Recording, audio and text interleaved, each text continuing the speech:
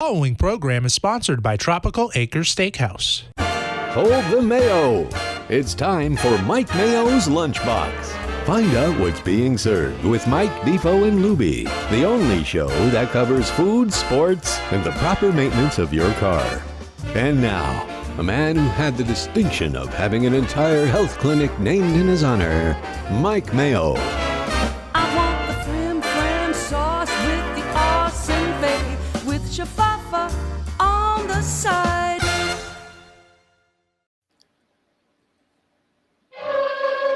There we are.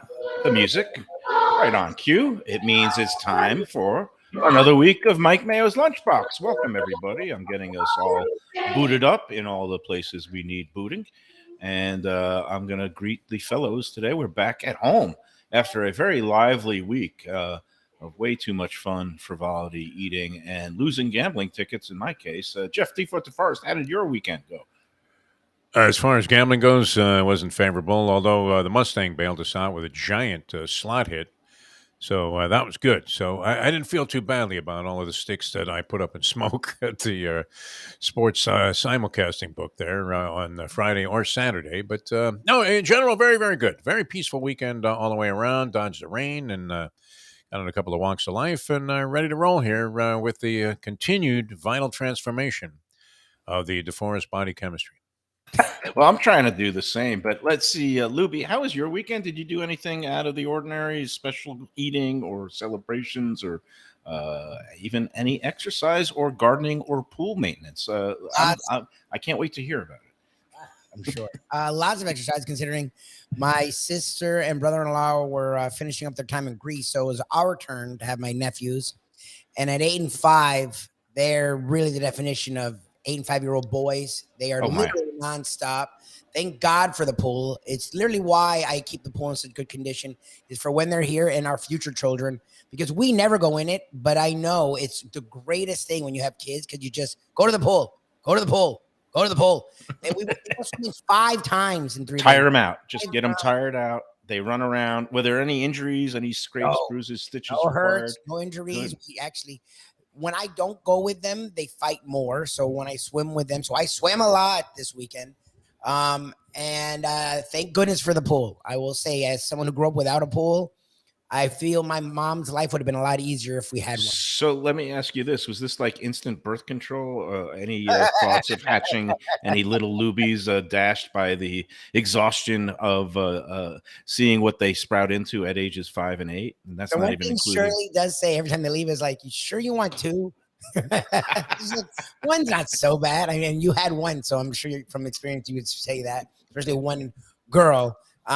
It doesn't stop me. I expect this from children, so it is what it is. But yes, when they leave on Sunday evening, it's refreshing to get some time to just sit there and do nothing. I won't. Now, let me ask some, I guess, very practical questions. When you have more little mouths to feed, first of all, do the parents take care of that? They leave you a couple of $100 for the food expenses, and you got to shoulder that yourself? They're my nephews. They're family. Like, I mean, no, that wouldn't stop me. Figured you would hit the relatives up for a couple of sticks, man. Hey! You're becoming insufferable. You really are. Well, it's freebie schnoring everywhere, and now you're going to hit up the family for money. And then let me ask, what did you prepare? Was it a lot of chicken nuggets or drive-through fast food, or was there spaghetti and or any Skyline chili consumed? What was the little ones eating? The thing is, the 5-year-old really is in a mode of like 5 things. He eats chicken nuggets, like that's child endangerment, Mayo. Wait a minute. Let's stop him right there. Suggesting you feed these kids that have been dropped off at your place Skyline chili. I think it's great. This poor guy, I don't know if you consider him a poor guy, but anyway, they're deciding the fate of the Scott Peterson guy for child neglect in the Stoneman Douglas. Very serious, but I don't know that you can find a guy criminally liable for not being a hero. But that would be criminal child endangerment to feed them frozen Skyline chili. Mayo, you can have the best attorneys in the world. You can have Roy Black in your corner, and you wouldn't be able to get out of that. I am not suggesting frozen Skyline. I'm saying take a family trip down to good old Skyline Chili on University Drive there in Sunrise. Say hi to Tony Doyle and his wife, and they do a great job there, as we saw when we went there, not for the show, but just to for you to repay that bet on the Super Bowl a couple years ago. But anyway, all right, we'll drop the sky. Very enjoyable people. They really were, was and they just run a like- nice shop there. If that's what you like, it's good. I passed So- it actually Saturday on my way back from the practice I coach with one of my nephews. And I was like, oh, Skyline. And then we kept driving. 'Cause I For a wasn't, place that has one remaining franchise in South Florida, and you have to drive halfway across the globe to find that if you're on the east side, it does get a lot of attention here with Mike Mayo. There's no doubt. Is there any other single franchised restaurant in South Florida, period, where there's only one place? I'll give you one. Beverly Hills Yes, sir. Cafe? Is that still No, one that's left? all gone. All gone. All right. Culver's. Culver's is the Wisconsin. It has the butter burgers and some of those nice custards. Oh, and where's that? at? And right by it's me. on. You know where it is, right? It's on. It's in. Copens and It's 441-ish. It's like right is off it Copens or is it Atlantic? I guess it's Copens. Copens. Yeah, and it's near right before- 441. Is it technically Margate? It's Margate. It's 100% Margate. 100% Margate. So I like Culver's. I think they were supposed to open a few others, maybe one up in Palm Beach County, but right now Culver's is the one and only, and it's a really good. I like that. I like their food. I like the butter burgers. They also have chili that's more traditional chili with beans and ground I like beef. it, and chili. Eric it's says no try the weird pot spice. roast. It's the best in the city. The pot Okay, and roast. I think they also have one of those like Midwest Indiana pork tenderloin sandwiches where it's kind of like a pork schnitzel, like pounded out thin and breaded, and they put it on a bun. And they do the I curds, might be wrong. curds, which is the big Midwestern Cheese thing. curds, which is the Wisconsin version of poutine, those little things, and they put that on the French fries and stuff. A friend of mine made a fortune in cheese curds, believe it or not. Yeah. My friend Mark and Diane fame, he bought a company. He mortgaged everything he had. He charged up every credit card, bought this cheese curd company in Wisconsin. And the next thing you know, he's living a high life there with 4 houses around the country, one of which is very nicely situated on the intercoastal across from, I don't know if you've been to the Sands, Mike Mayo, the Sands on the in intercoastal. Pompano. Yes. Yeah, in Pompano. I've been in there. Yeah. There was a serious attempt to upgrade the cuisine and hiring better, more I guess schooled chefs, and I believe that they've accomplished that. Although I've only been in there maybe once or twice, and it was a while back since they made that transformation. I'm thinking they're still on that same kick, but they went from being like kind of a sort of dive bar type of approach, typical bar food, to a little bit more high end. Which was a nice transformation. Yes. Have you been in? Have you tried the new? I have been there. I'm not sure. It's been a couple of years, so I'm not sure if they sustain that. Sometimes places go through a transformation and then they realize, oh, geez, this isn't working, and they go back to what they were.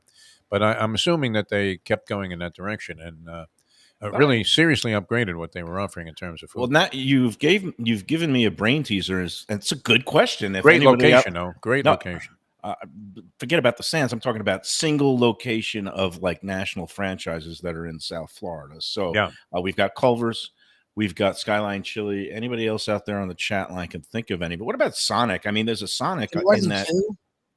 Are there 2 Sonics now? There's one by me again. This Right. part of Coral Springs seems to be a haven for a lot of these fast food. And there's also one in Sunrise by my parents as well. Off There of you go. Coral So Springs. Sonic, The one there's- that would kill it if we could bring it off. I don't know if Ron DeSantis will allow these people in. That would be In-N-Out Burger. Didn't he try to make a deal with them? yeah, he was. If there was getting one ahead of- location here, the line would be like it is for, I guess, any location of Chick-fil-A. I would say so, and that's another thing. Like, didn't some other like chicken tender place open up, and it had huge lines up in Palm Beach Raising County recently? Cane's. Raising Raising Cane's Cane's. is- I think Is they're that open like a, one or Oh, half and they're one. coming locally here. They have one Yeah. going up on Federal Highway in the Pompano area. and That- there's Deerfield. now this new dessert thing called the Peach Cobbler Factory, which I think is a new concept. I don't think it's anywhere else, but like they said, there's going to be 12 of them. But right now, there's only one store down in Pembroke Pines where I went the other week. That was good because it's different. It's not an ice cream joint. It's not a cake or pie shop. It has peach cobbler with all these different toppings. And then it has banana pudding with all these different toppings. It's a stoner's delight, Defo. Very nice. See, I had a question for you, a food question. And All right. you probably won't want to entertain this right now. It's a little bit off the topic, but it hit me that, hey, you got to ask me about this and the people in general. So I was going to try and put a post up. I don't know if it would have gotten by you if you were the editing source there or Probably screener. not, yeah. But how do you feel about Munster cheese? Munster cheese. Munster cheese. I That's- mean, is a very weird thing to try to have a feeling about. It's What is funny your because feeling about it? okay, well, that's a good question. I was not expecting it. I have a whole show sheet here, but let me give you my thoughts on Munster cheese. When Okay. my mother and father were very big fans of Munster cheese, and when Yes. I was growing up, naturally, I always thought of Herman Munster and Lillian, the Munsters. And I thought this was a cheese that they got from the Munster show. household, Yeah. which was always a little scary, especially when I opened up the bin and there was actually green mold on it because my parents never threw anything out. They would That just cut always the has mold on it. You're right. and they would just cut around the edges. My dad is he's a dentist. He loved doing dental surgery on the cheese and trimming away the mold and never throwing out. I was like, Dad, maybe it's an indication to throw out the whole cheese. Oh no, all you got to do is trim away the mold and you can still eat the middle of it. That's Did he ever do dentistry on you with no Novocaine? Did he go yes, marathoning often it on you? to teach me a lesson. Okay, good. I once had like 4 cavities. I don't want to say to teach me a Don't lesson. even, no, we don't want to get into this. Don't make it cruelty, worse. yeah. He's gone. All right, so loved him. Munster He was cheese. great. Yeah, it does always have mold on it because nobody ever finishes a pack, right? My mother still likes it. I still get it for her sometimes. It has absolutely no flavor. It Zero is flavor. Zero. It's the vanilla ice cream minus of cheese. It has It's not even vanilla ice cream. yeah, Vanilla 'cause ice cream at can be least has good. vanilla. Even the most Yeah. bland of vanilla ice creams can still be good. My at dad the used to time. melt it on bagels. And Right. so it was Munster. decent that way, but like you put it on a sandwich because Shirley will buy it. And I'm like, what are you doing with Munster cheese? So you're absolutely correct because the only function that Munster cheese has It's a is to piece of just cheese. give a melty sensation on top of tuna melts, which I never understood why cheese But goes why with tuna. would you have a Munster on the tuna melt? I mean, I would go with you know what? Prohibitive. I never even liked I the don't like tuna tuna. melt. I don't like cheese with fish. It makes no sense to me unless you have a tuna fillet of melt's fish great. at I mean, McDonald's. it's the blend is I just like terrific. tuna melt. Yeah. All right. So we are all in agreement. This is a rare day here. Ding, ding, ding. On Oh, we the all think it's a Lunchbox. waste of time. We Yeah. all think mustard cheese sucks, and we wouldn't get I'm glad I asked. I don't think we agree on much here. no. It's This rare that is, we don't have at this least a is split great. decision. Yes. You two- know, two sometimes I'll versus one. melt it. Like if I'm doing a combo melted grilled cheese sandwich, I'll do like a sharp cheddar, maybe some provolone, and then maybe Munster or maybe Swiss cheddar and Munster. But Munster is just to increase the volume of the cheesiness. It has no flavor, no flavor at all. I noticed know why it that. exists. You're right on the money there, Mike Mayo. Yeah. I agree with you 1,000% because Mustang buys a ton of like cheese, Boar's Head cheeses. Yeah. She always has various packages. And so the other day I open one, I take a bite out of this thing and not looking, thinking it's like, going to be some really sharp white cheddar. And it's Munster. Yeah. And I And was you would like, be- wow, did I have COVID again? I mean, I lost my taste buds. What happened here? At this point, when you open it and you see that white stuff, you're even going to settle for like the copper white American. 'Cause that has Anything, a little yeah. bit of flavor. I mean, that's actually some of those real American cheeses, not the processed cheese food stuff. Real American cheese that you get sliced from Boar's Head, whether the yellow or some of the whites, are Very really tasty. good. And Yeah, there's really the best thing on a burger is real American cheese. It's the best melt around. You wouldn't throw So- Kraft slices on there? Craft Yeah. slices. Yeah, I mean, on a cheeseburger, if you were grilling, His you face. don't get a bunch of Kraft slices. Look at his face. All right, so this is another, vestige of my youth I'm that has just scarred asking. me, I'm just I asking. do. and I'm just answering, no, never, because it's All one right. of those other things that scarred me from my youth. My parents always had Kraft singles in the house, Yeah. and I just refused. It's banned from my household. You will never find a Kraft single. I in dug my them as a kitchen. kid. I don't know how I feel about them now, but And did you ever get it where they would like melt partially on the way home because it's Oh, so yeah. hot, and then you put them in the fridge, and then to peel it, that little thin, whatever they have, the condom prophylactic surrounding and protecting the cheese, Yeah. and you try to get it off, and you can't, and then you gotta like lick it from the cheese, and you end up eating the cellophane. yeah, you eat cellophane. You could just melt the whole thing in the microwave, put it on the burger, and it's really no different in terms of composition, chemical substance, all that stuff. So. So it's Man, known a Munster then. is We what we're went saying. down a cheesy path here, and I was not expecting this because I wanted to start the show today, and here we are, 15 minutes We in. need to go a winner. Well, first of all, let's get that out of the way because it's real simple this week. This is great. Nobody all right? won? There was 32 entries Did anyone this get week. the restaurant? A lot of people got it. Was this was a British pub in recognition of Royal Ascot meat in Delray Beach. It's called the Blue Anchor Pub. Blue Anchor. Of course, my last clue was you drop anchor, and a color that's synonymous with melancholy is blue. You got the blues. Yes. So I said gray, but that was like the lowest audience match. Yeah.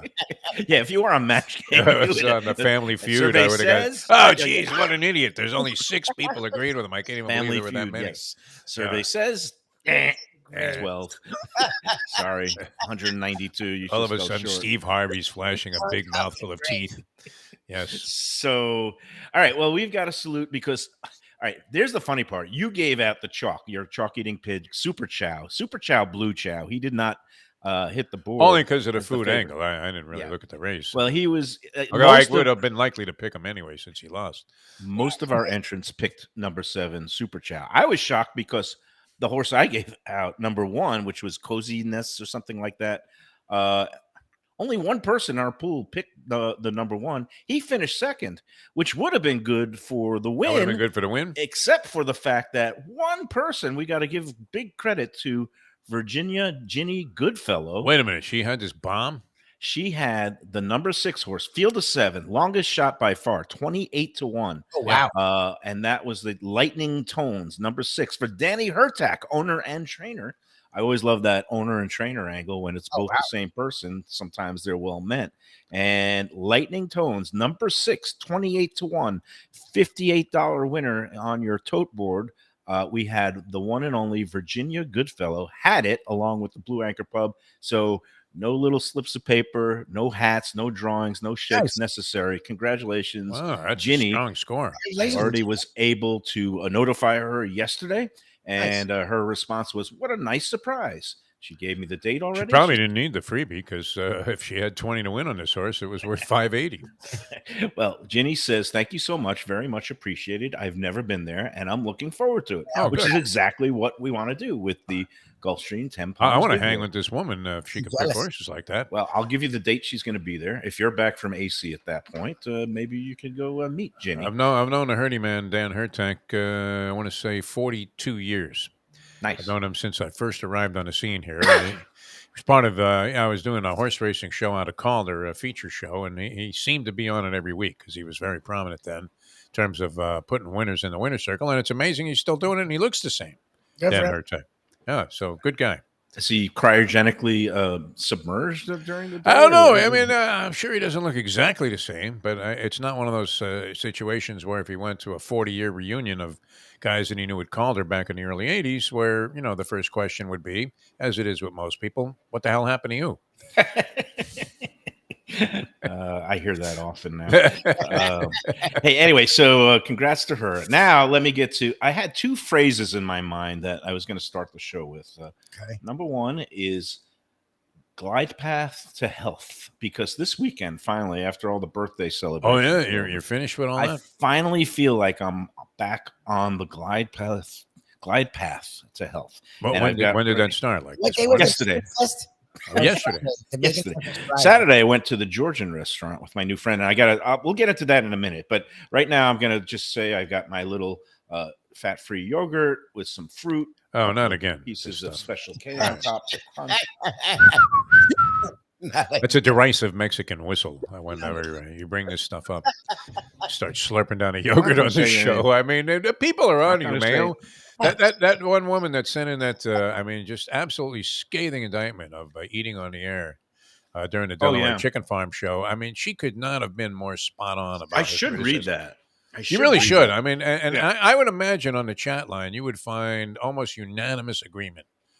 I think, Right. Well, there are a handful of people that like and enjoy, you turning it into who can be the bigger slob, the show. But and Sheldon G, our good friend Sheldon G, was absolutely appalled by your soup slurping the other day The way I just as we were picked up trying your to soup. share a dish at the Gulfstream Park show. But I don't. I'm a little perplexed by this, because it's like it would be okay for me to dunk obviously a spoon that I haven't eaten in already into your soup and taking one bite, right?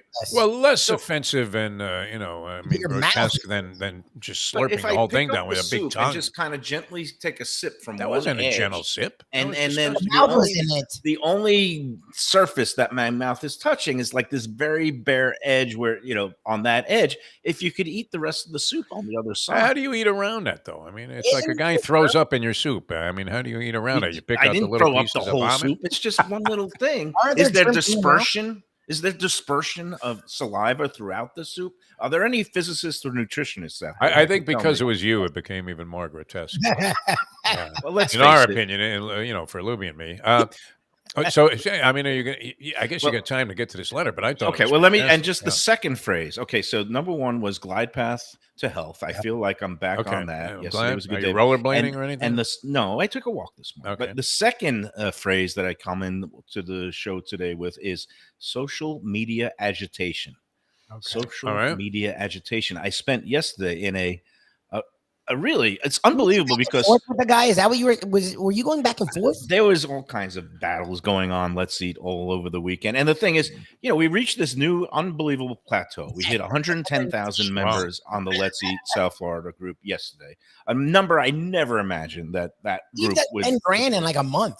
Like, didn't you just? Yeah, no, it's crazy. It's like that whole exponential effect where we used to get 1,000 new members in a month, and now it's like we're getting 1,500, 1,600 in a week. And I look back, we were at 103,000 like on April 25th. So like in about 2 months, we did 7,000. 2 months, 7,000 new people. 3,500. Well, and you're wondering what's the cap on it? I mean, how many people There is no are there? cap. I say we need bouncers. We're going to need a velvet ropes. We're going to have to start. The fire marshal's going to come in, and we're going to have to just start throwing people out. And believe me, Schwartz, there's plenty Bonnie of three. You can come in now. Yeah, plenty of that's what it's people I gonna want be. to toss. And then on the other end, we've got the Dickstein and the Best of Del Rey group, which is great. We surpassed 20,000 members on that. All right. And it was like a goal that, I told him, he kind of brought me on board. It was almost 2 years ago. And, when we launched the Facebook He had group, the zero Best- when he brought you on board. well, we didn't launch the Best of Delray Beach Facebook group. He saw what the community and the engagement that Let's Eat did. Part of the reason he brought me on is he kind of wanted to start part of his concept of the best of local in these different cities. And we just started in Delray. Besides having an app, having like a social media platform where people could get connected and know each other, like Let's Eat. And we started it, I think it was like November or December of the end of 21. So it's been a little over 18 months. And I gave him a goal. I said, by the end of June of 22, after 18 months, we're going to be at 20,000. And All sure right, enough, so you made it. we hit Nice. that goal. So that one target at least is done. But what happens with all these Facebook groups, and it's designed to just trigger enragement and engagement, and the algorithms will pick out and distribute the things that have the most degree of contentiousness and debate. And I spent all of yesterday, this is how bad it is, because social media has become highly addictive, and it's like you get into this rage and you just start going. And I guess Lubie, you know this from Twitter, right? You I'm do the this. king on Twitter. Defo doesn't really do this. I stay Yes. off of it. Throws Look, that's stuff why out he there looks and great. That's why I'm looks Mr. youthful. Mellow, man. I mean, Yeah, why get agitated by this stuff? throwing stuff out there. You don't and even know the people. Yeah. forgetting Crazy. it, and then it like explodes. There's like I all was these friggin' wars. with- all these wars and brouhahas, and next thing I know, like I wanted to go yesterday play a little cash game poker over at Dania, like from 1 o'clock to 4 or 5 o'clock, and I never got out of the house. I was on the phone. I mean, I was on my phone doing all this rage, not texting, rage Facebooking, and then I had to make phone calls to Tim and Baloo over at the Catherine because somebody absolutely flamed Oh, him and and his that guy place. trashed. For what though? Like, Yeah. okay, They just said the place had lost its soul and they think he checked out. And when somebody says a chef checks out, look, I Checking out proved it. is another term for dying, though, in my vernacular. Well, so I don't like it when you hear that. It meant If they said mentally. Dave on Blue, checked out, I would be like, wow, that's tragic. But well, I thought I was it thinking would. about getting back there. Yeah, you should. Like, have you been I don't like. Is it different? went- What's different? So- You love it every time. I've never heard you say anything but positive So a things. about couple this of things is that they've headed into the summer season. He has a couple of projects going and also is doing stuff there. They're making some improvements on the outdoor patio area. So they've scaled back. They no longer are doing the Sunday brunch service. And they're also no longer doing, they will try to do a daily happy hour thing, Yeah. but they're doing neither one of those. They've just gone now to doing 5 nights a week of straight up dinner from 5 till 9 or 10 o'clock service. And again, I hadn't heard any complaints up until this woman. The guy claimed, oh, it was a woman, It was a claimed it woman. was tasteless. Like the food was tasteless, like it was Munster Bland. cheese. Like Yeah, like you Munster got cheese. a plate and it had like a little garnish on it and a slice of Munster cheese, and that was it. That hardly seemed the case because your reviews. I mean, I know you're being honest about it. They're not really a sponsor of the show or anything, so. It's not like you would be inclined to say, well, geez, let me give them every benefit of the doubt. But not that you would do that, because you're very fair in this. But I mean, you've never done anything but rave about the outrageous flavors that this guy Here's the brings thing: up. a couple of things kind of rang a little bit true in that she said, "Oh, she talked to some regulars, and they said they haven't seen him around much lately." Oh, And it's okay. true. He's kind of left it to the devices of some of his kitchen crew, and he's been doing some travel. His kids are out of school now. Him and Marissa have the two young school age children. So, when I saw that, because the last few times I've been in there, him and Marissa both weren't around. And so, like I was saying, okay, when you own a shop, if it's a small mom and pop place, you like to see the chef owner around. And again, I haven't been in there on a Friday or Saturday night, and he's usually in there on the weekend nights. Um, but some of what she was saying, she mentioned about the jerk chicken thighs and how they used to be her favorite dish. This is a woman who moved to Charlotte and then temporarily and then came back for a weekend and went there and just was surprised because the chicken thighs she got were totally bland and not seasoned. And it rang a little bit to me because the last time I was in there with somebody, we got the chicken thighs and it was the same thing. It was like not spiced at all. We actually had to send it back to the kitchen for a little further seasoning. And again, Timon wasn't there that day. So that, those are the things where like, okay. And I wanted to reach out to him just to see what was going on and to give him a chance to respond. He doesn't respond to every little thing. And, but he says, the chicken dish, it might be time for a rebooting or retooling or just Wow. having a new chicken dish. That's one of been more of the pop. He said the one thing that's never come, and he's one of these guys that likes to be seasonal and put different things on the menu. And, he said the one thing that's never gone off the menu and never will because it's so popular in Fort Lauderdale is he makes this house-made pasta, the orchietti, with the I believe it's short rib or in a nice homemade sauce, and it's a big seller, and so he's going to keep it on there. But you know what? It's the summertime. He got honored with a James Beard Foundation, semifinalist nomination. That raises the expectation game for people who are going and it's a hard thing. That's why the business is so hard. And it basically, you climb to a mountain and then all people take shots at you, and then you got to maintain, and it's a hard business. And that's reminded, by I just started watching season 2 of The Bear. I didn't know if you've heard of it. It's on Hulu. One of those. Is that about Jack Nicklaus? No. The Golden Bear? No. It's about a restaurant. Oh, a restaurant. Okay. That's a chef that goes back to run his family very humble Italian beef shop, a sandwich shop, after his brother kills himself, and he is the brother who comes in to take it over, Carmen, from an Italian family. He has been at all the high-end restaurants around the world working. He's won a James Beard Award, and now he comes over to take over the family business. Season 1 was last year, and a lot of people in the business kind of loved it because it rang so true, and it provoked a lot of anxiety. Watching those first few episodes of the first season was really anxiety producing for a lot of people connected to the business. Season 2 just dropped last week, and watched the first episode. I need to get through. I think there's like 9 or 10. They dropped them all at once. Sarni's raving about, I guess it's episode 7. It's called Seven Fishes. And you know me, I love the Feast of the Seven Fishes every Christmas Eve. Apparently it's a flashback episode about his family growing up and how messed up it was.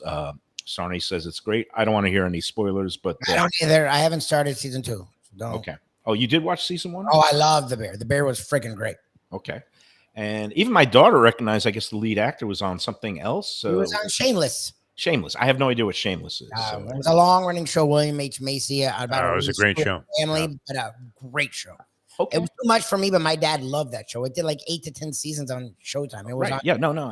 Acting was phenomenal on I never got Showtime. Shameless. Yeah. So, all right. Well, The Bear is on everybody's, I guess, required viewing list if you're into the food and restaurant scene. And social media agitation consumed me yesterday. It is highly addictive, Facebook. can you imagine? Here's the problem, though. I can solve your problem with this. And I don't know if it's appropriate since you are the guy. And there were some disparaging remarks made about you, and your integrity was being challenged, also, Mhm. which I started to side with the people, and then it got a little bit harsh.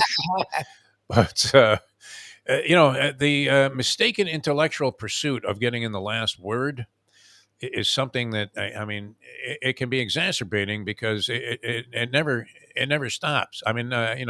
it's just you keep going back and forth, but no one's going to agree with you. I mean, it's kind of like arguing with MAGA Republicans.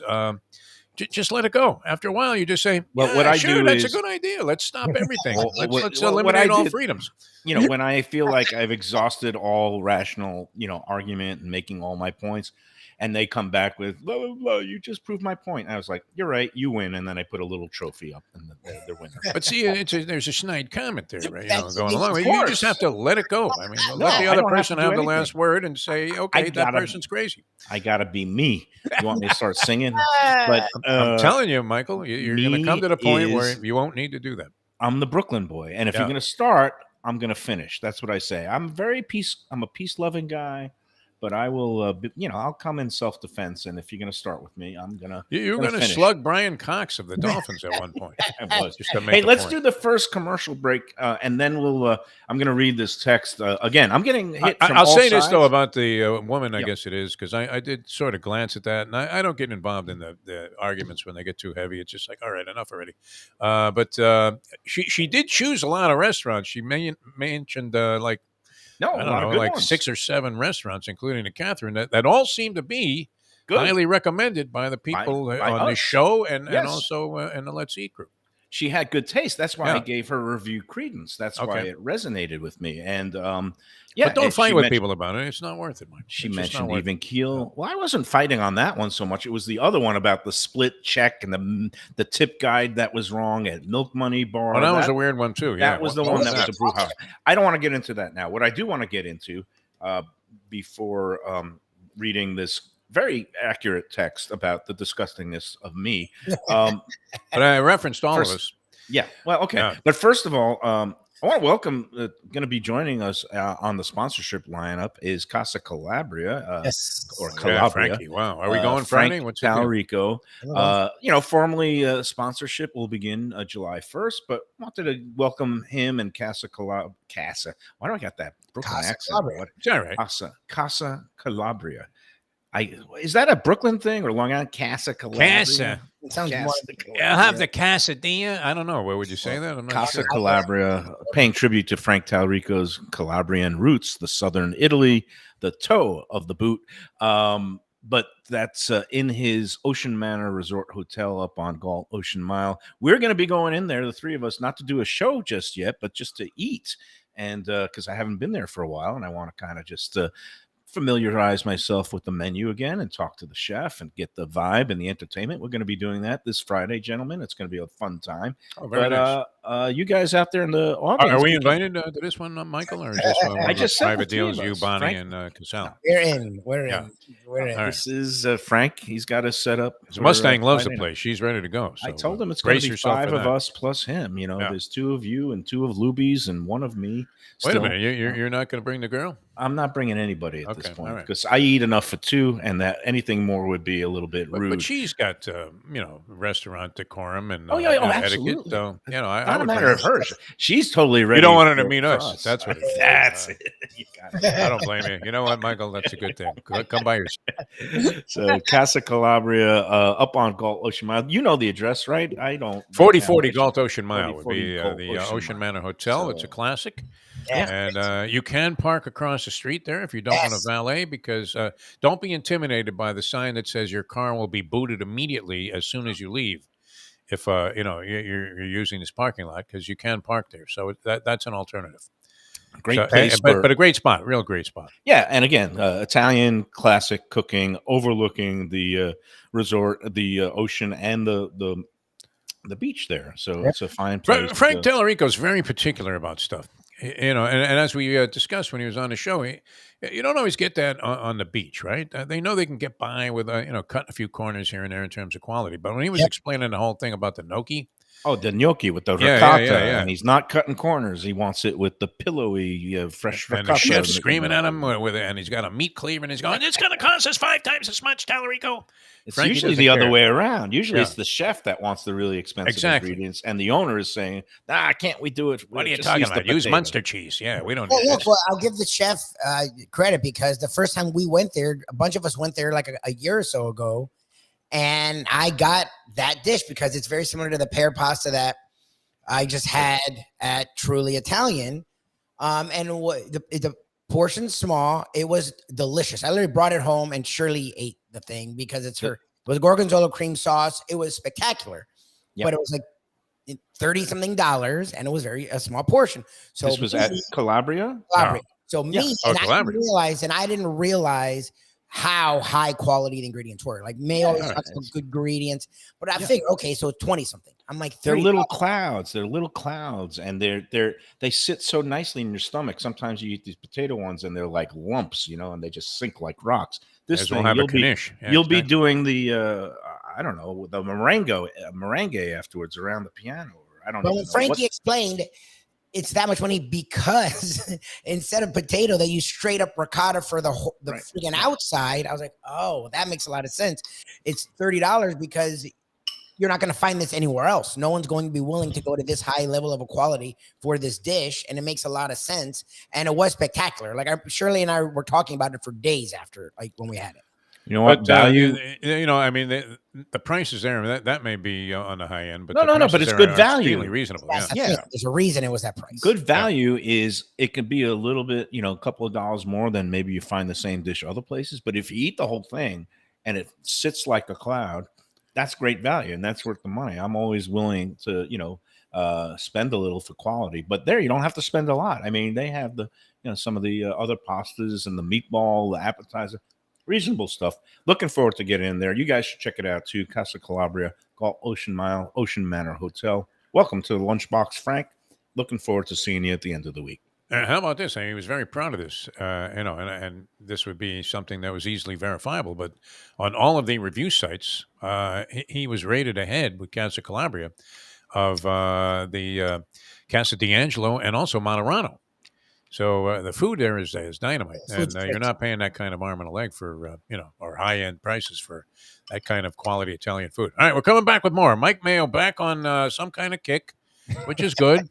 The problem with you is you announce it and then you give the details, and then by the next day you're out of sorts with it. Which this one yogurt is not necessarily going to constitute a transformation, but let's hope it's a step in the right direction, and we'll see if he's still doing that when we come back in a moment. It's Mayo for Gilbert's 17th Street Grill. You know me, I love family-run places with quality food at fair prices served with passion and pride. And that's why I love Gilbert's. For more than a decade, Lenore, Beth, and Richie Gilbert have been serving up the best burgers, wings, ribs, salads, and desserts. It's a fast casual spot. Everything prepared fresh to order from an immaculate open kitchen.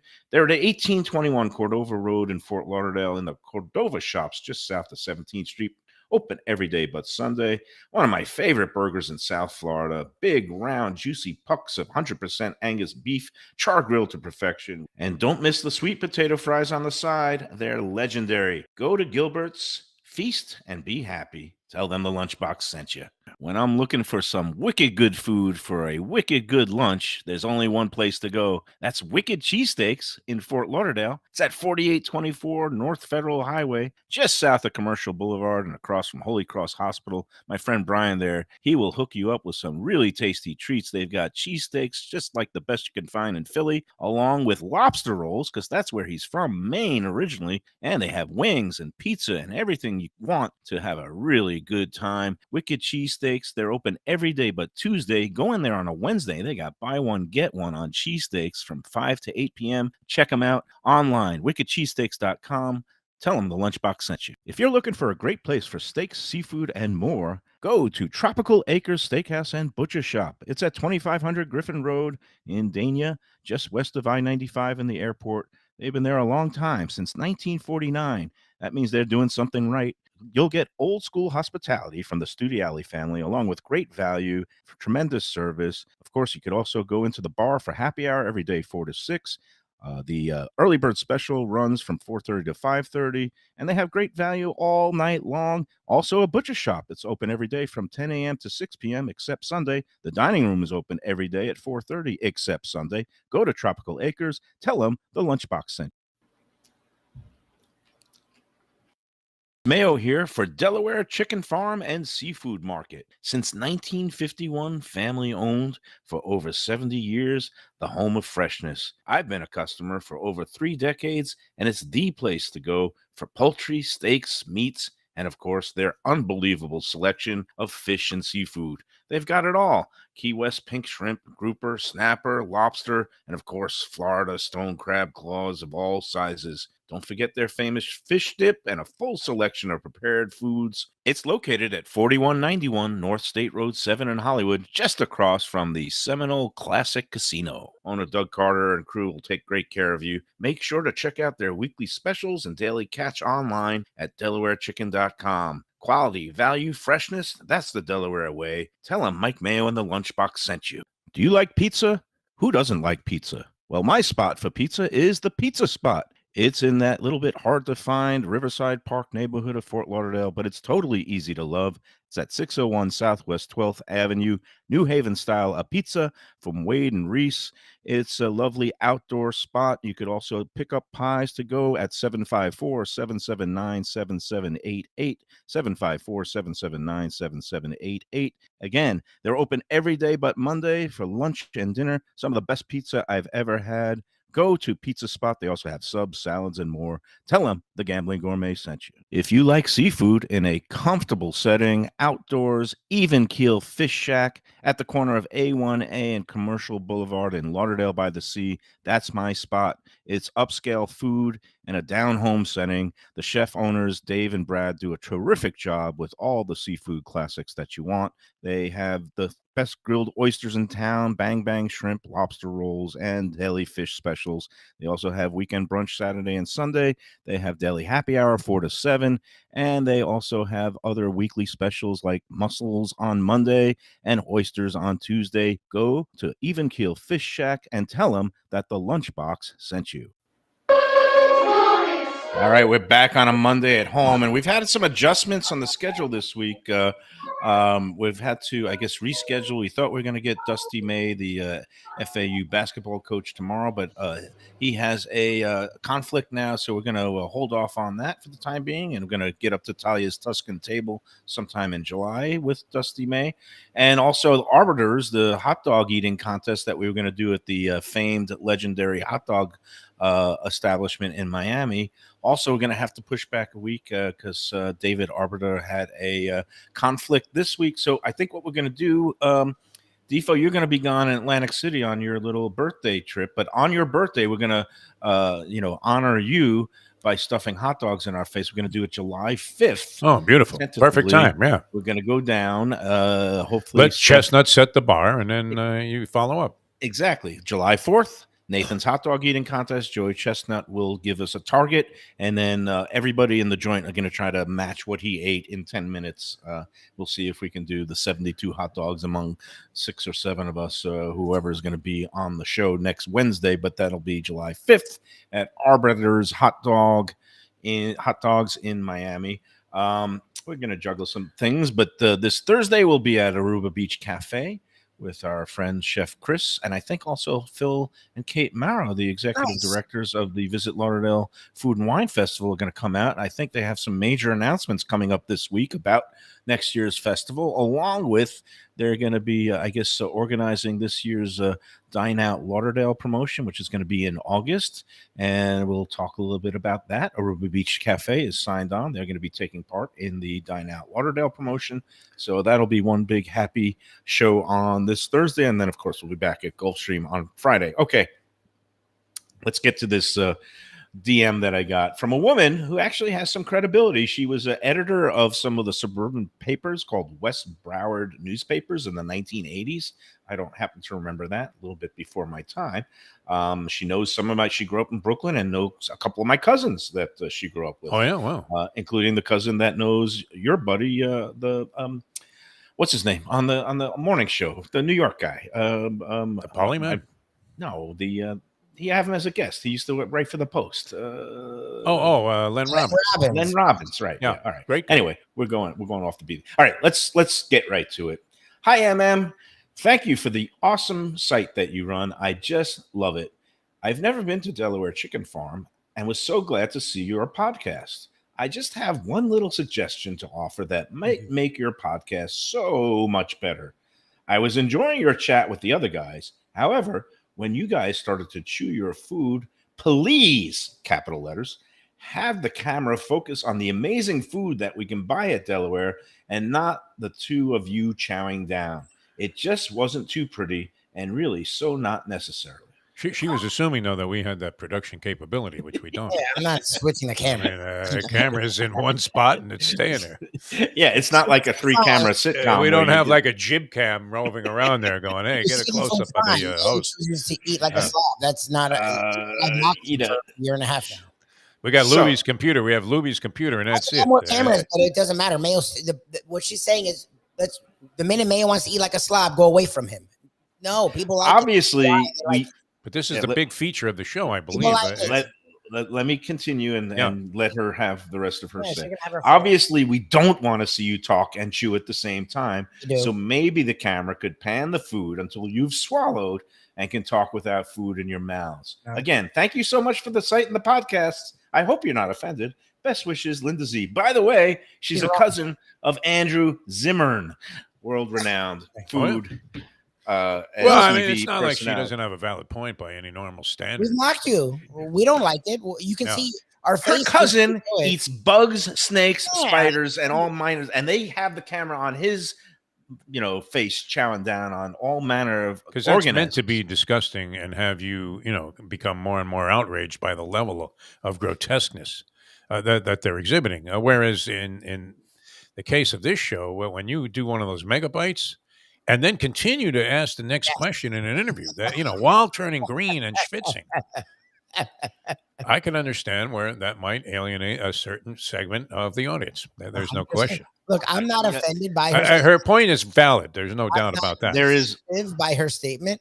I'm just telling you, as the guy who looks at the numbers and the guy who follows it, we didn't do this at the beginning. If you notice, we started ramping it up because every freaking time the slob himself would do it, the numbers exploded. So you're wrong, lady. I think you're right in a sense. My wife wouldn't watch the show. She doesn't like discussing things. I probably wouldn't watch the show because it disgusts me. For some reason, the overwhelming population, I don't know what it says about our population. They like it. It's a thing. I don't know why they like it, but they do. I'm sorry. I understand it. It's called the dunk tank syndrome. Maybe, they all want to see the ball hit that little target and watch Mayo drop into the tank. And that's kind of the equivalent of it when you. But I have to admit, I mean, when you do it, when we're on the studio show here, like we are today, everybody's in their home base, and you start slobbering down a yogurt and you're talking with your mouth open. I mean, that's completely disgusting. But when you're doing it as part of a show, I think it's more acceptable. When we're doing a remote show, when right. I mean, there's food in front of you. There's reason to be eating. We don't have a ton of time to consume everything. So the fact that you can eat an entire dish in one bite, I think, is an asset to the show. If the whole show you did it and we didn't get a dichotomy, I'd agree with her. The problem is what she said. You actually, that's why it's great. Is you'll ask these sophisticated questions. Yeah, you'll have these renowned chefs or business owners engaging, and then you cut to you being a freaking slob. Then cut back to you being sophisticated. Like, I actually find it interesting, the dichotomy in it. And that's why I think it works. Right. Her points are valid. Completely. I wish we had the means and the production capabilities to have a 2-track shot and that it would pan away and throw a little B-roll in there, as they say. Go to the food, or maybe have you and Defo pick up for me when I am trying to attempt. We to don't talk. get It a just- chance to because you insist on actually, working right through it. Which that's I I'll think take it that provides a note. comedy element. I really do. I'm going to take that note and I'm going to just shut up from now until all the cud is chewed. But then we would run out of time on the show because it would take you 10 minutes. So, to again, I'm getting these actually mixed get all that in there. messages. You want the I can freak set up show. a You fourth want- mic and jump in when you're chewing. I have no problem doing that. I'm open to constructive criticism. I'm just telling her this wasn't us. This wasn't like we sent a production meeting. We're like, you know what, Mayo? Start eating like a slob. Like it wasn't coming from the woman whose cousin goes on around the world and eats sheep's penis or something. whatever. I'm not going to get defensive. We're not provoking Mayo. I don't get the wrong impression, people. And you're right about that, Lubie. Go ahead and issue the disclaimer here. We are not the reasons. We're not provoking you to do this. And you'd be very proud of me because unlike all the people on Let's Eat South Florida that I like mixing up with, I very cordially responded saying, thank you for your observations. You took that well. You did. Yeah, that's it. I thought you took it like a man. It wasn't the usual. I agree. It's Mayo, where you got all gross. disparaging about her and not being educated, and then you went to Tufts and all this nonsense. I don't know where she went to school. She was a newspaper editor. She did. I have one for you here, Mike. You want to do a little transgression here Whatever for a you second? want. I had a couple other things, but go ahead. No, just this Georgian food. I needed to do the Georgian food review, okay. the khachapuri. Well, in Fort Lauderdale. Multiple, Multiple multiple. if this is a food New York ties. Post thing, I'm going to explode. Go Well, I ahead. know you will, but you really should kind of tolerate this one because it's interesting. Because the guy that was trying to overthrow Putin there, where the mercenary guy, Porzingis or whatever his name is, I think he plays for he's going to play for the Celtics now. But anyway, he actually, when he got out of whatever incarceration he was enduring in Russia, became a hot dog vendor. I heard And he was worked a his way chef from and he a worked his way caterer. from a hot dog vendor to being like the number one guy in Putin's military schematics. But as big as this war is and what was going on there, the New York Post front page today is more concerned about restrictions being put on pizza ovens in New York City and actually has that headline, What does that mean? Pizza Industry in Crisis, above Yeah, what happened with Russia and what's going on in Moscow. this is one of those things with the old school charcoal Yeah, ovens. yeah. Don't meet current criteria. Now, For is a that while- true here? I mean, are for we a getting while- contaminated with a lot of stuff from old ovens? No, there's not a lot of that old ovens here, and No. every city has their own regulations as far as whether coal is allowed or not. Anthony's Coal Fired Pizza is opened in cities where they allow coal fired. Frank Pepe's, same thing. I don't know from city to city because there's only about 90 different municipalities in Hollywood. But you'll be able to find all types of styles of ovens and pizzas, wood burning, with our friend Wade at Pizza Spot and Prezzo in in Boca Raton has a wood burning oven, one of the first in South Florida. Bert Rappaport was telling us last month. So all kinds of ovens are out there, and one of the ovens out there is at a relatively new restaurant in Fort Lauderdale called Ascanali, and it features Georgian food. Okay. And you bring up, when I say What was that Georgian, thing, man? Was that a cheese called- Danish? What was that? called that you the meant? khachapuri. It's like Okay. a giant open face, like a cheese Danish or an open face calzone. And when I say Georgian food, Khachapuri? That sounds like something you would call a guy that was kind of inept, Yeah. at doing Yeah. stuff like, hey, So what he- kind of guy are you? A Khachapuri? he's a complete khachapuri. Yeah, like a he schmick. can't even scope out one winner and a pick Yeah. six. That's a khachapuri. Khachapuri. Kiss of death. So when I say Georgian cuisine, not talking about Valdosta peaches. I'm not talking about Vidalia onions. I'm not talking about Savannah shrimp and grits. I'm talking about Georgia, the country that used to be a Soviet republic that's located somewhere near Russia. I'm the Soviet and Eastern European Studies major from Tufts University. If you gave me a map right now, I could not point out where Georgia is. I think I could pick out Ukraine and Belarus. All right. Georgia is somewhere down there to the maybe south. Georgia cuisine was interesting because this place, it opened at like the base of one of these high-rise condos along the New River in Fort Lauderdale. Went there Saturday night for the first time. I've been dying for one of these khachapuris because they become all the rage like up in New York. I'm surprised the New York Post hasn't done a feature on khachapuris.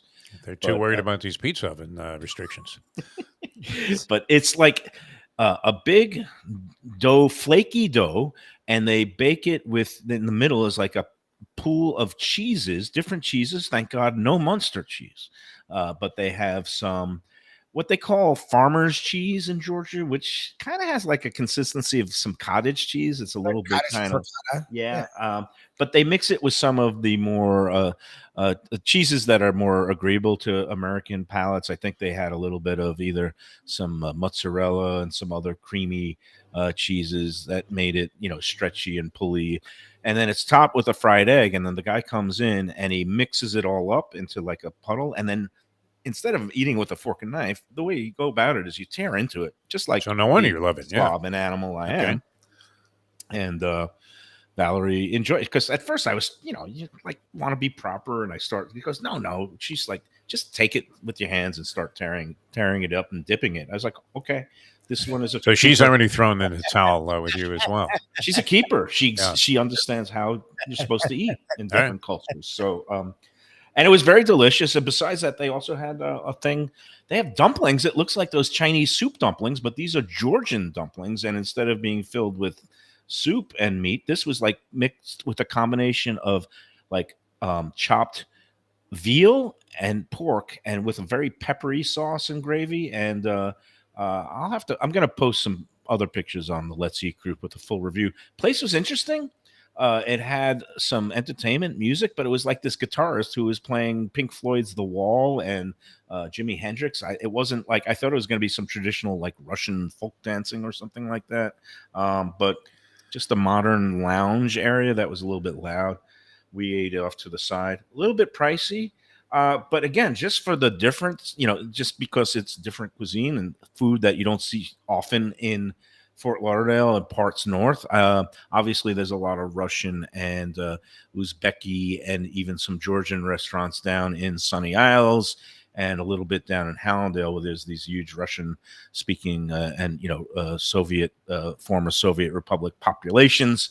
Some of them, living in condos with the Trump brand name on it on top of the buildings there. But that was kind of unnecessary. But it was good. It's good food. I would recommend it for those who are adventurous and want to try something different. And the khachapuri was absolutely terrific. It was cheesy, warm, comforting goodness. So All right. You got to get some spots in here, Mike Mayo. we do. Yeah. And we're going to talk about, well, obviously Tropical Acres, Monday, half price wine night. It's the place and the time to go to Tropical Acres is on a Monday, because you could go into the bar, have your half price drinks for happy hour, and then go into the dining room and get yourself a nice steak or the twin lobster special for $39, including your salad and side dish, and then get your half price bottle of wine. It's just incredible value, great food, unbelievable, warm, professional service, because that is the Studiali family way, and they've been running the place a long time. Tropical Acres has been around since 1949. That's over 70 years of value, quality, and service. It's at 2500 Griffin Road in Old Fort Lauderdale, also Dania Beach. It's actually technically Dania, but you go in there. They're open Monday through Saturday, and it is my place that I love to go. And you, for locals or visitors in town, check it out. 2500 Griffin Road. Don't forget your loyalty punch card. For every 12 entrees that you purchase, you get the 13th one on the house. TropicalAcres.com for their upcoming lineup of entertainment and more. Tropical Acres, tell them the Lunchbox sent you. All right, coming back to wrap up today's edition, the Monday edition of the Lunchbox, in a moment. Beach Cafe. It's a South Florida landmark, and it's one happy restaurant right on the water. Tables literally on the beach. A place where you could dip your toes in the sand, kick back, relax with island vibes, tropical drinks, and live music daily. You know it. It's at One Commercial Boulevard in Lauderdale by the Sea. And of course, it has Chef Chris Nealon and his famed Caribbean Floridian cuisine. With a huge menu with something for everyone. Seafood, raw bar, conch fritters, burgers, sandwiches, salads, deli specials, and of course, that famous Bimini bread. They've got a great staff that'll take great care of you. There's something to celebrate every day. Open 7 days until late. Parking available on site. Happy hour weekdays 4 to 7 p.m. Go check out more at ArubaBeachCafe.com. Better yet, go in there yourself at Aruba Beach Cafe. Good food, drinks, friends, and laughter are always the catch of the day. When people come to me and say, Mike, where should I go out to eat? I got guests coming from out of town. Where should we go? Cafe Seville. That's the answer. 2768 East Oakland Park Boulevard. It's a Fort Lauderdale perennial, serving the finest in Spanish and continental cuisine in a cozy, friendly, comfortable setting. Joey Esposito and Sally, his better half, they've been running the place for a long time. It's been open since the 1980s. They got great Spanish classics like paella, shrimp with garlic sauce, and all kinds of great seafood dishes. The stuffed veal chop, oh, that's my favorite. Go to Cafe Seville. It's open every day but Sunday at 5 p.m. for dinner. Tell them that the Lunchbox Mayo and Defo sent you. Do you like burgers? Do you like wings? Do you like late night food and sports on big screen TVs and cold beer and friendly vibe and great people? Then you want to check out Shenanigans, 1300 South Federal Highway in Dania Beach. Go to Shenanigans, you get yourself all the good stuff, the fresh fish every day, the black and grilled wings, and of course, the kitchens are open late. Go there, tell them that the Lunchbox Mayo and Defo sent you. We're back on the Lunchbox. It's kind of an overcast Monday. Have you gotten out there for the Walk of Life yet? No, not yet. I was planning on going pretty soon here. So, all right. We'll yeah, get but you out the door. I was rained on a little bit yesterday. I don't mind it as long as you're not caught in one of those overwhelming torrential downpours for a long period of time. And lightning is the other thing that I want nothing to do with. Yeah, lightning spooks me, but a couple of sprinkles. I used to play golf, and we would laugh about that old Lee Trevino line. And there'd be lightning striking trees right near you on the left side of the fairway. Well, you're in a sand trap on the right. And, and there was a great line by Lee Trevino. Of course, you being a golf guy, you would remember where they asked him, how he was hitting his 2-iron. And he said, not even God could hit a 2-iron, I guess. Talking about holding it up to, but Lee Trevino in the skies. Actually got struck by lightning. Yeah. Do you remember that? And so he never messed around by lightning. I'm going to look up that incident because I remember he had a couple of lines about that also. Yeah. Didn't even get into today the whole let's eat the split checks and the incorrect tip guide and being based on the total amount of the check and not the split. And I'm going to go into it in more depth tomorrow now that we're not going to be going up to Talia's Tuscan table and we're going to be at home again tomorrow. But I just have no patience for people who can't do this rudimentary math of just, Defo, what's 20% of $50? It's $10. $10, right? All you got to do is basically take the first digit and double it. The first digit is 10%. If it's $100, you carry it over, so it's 10 is 10% of 100, and then double that is 20. So that's 20. But it's not that hard, and I just don't get why people are depending on these tip guides. They're actually more confusing than just math in your head. Yes. Yeah, and they end up putting up these like bogus amounts that already include the tax, or they have these ridiculous percentages of 33%. Sometimes I'm a generous tipper, but nobody wants to see that on a tip guide. They want to see like 18, 20, 22. 15 is now considered the realm of real cheap 15 states. is yesterday's 10. Yes, yeah. 15 is yesterday's 10. It means it's really bad service, and the lowest I go these days is I start at 20, 18. and 20. I rarely leave that. I'm usually I do 20. The only time I do 18 is when it's already automatically included at 18, and even then I'll add on a couple extra bucks. That's a weird one. But all right, we'll save that. But I was kind of unkind to people that can't do basic math. And I just think it's one of those things that if you're going to be going out to dinner, you know how to read a menu, right? You don't say, oh, I want you don't point to the beef and say, bring me that, and then get all upset. And they, when they bring out chicken, it's like, you couldn't read that said chicken, not beef. And it's like, same thing. It's like, you should be able to do the basic math.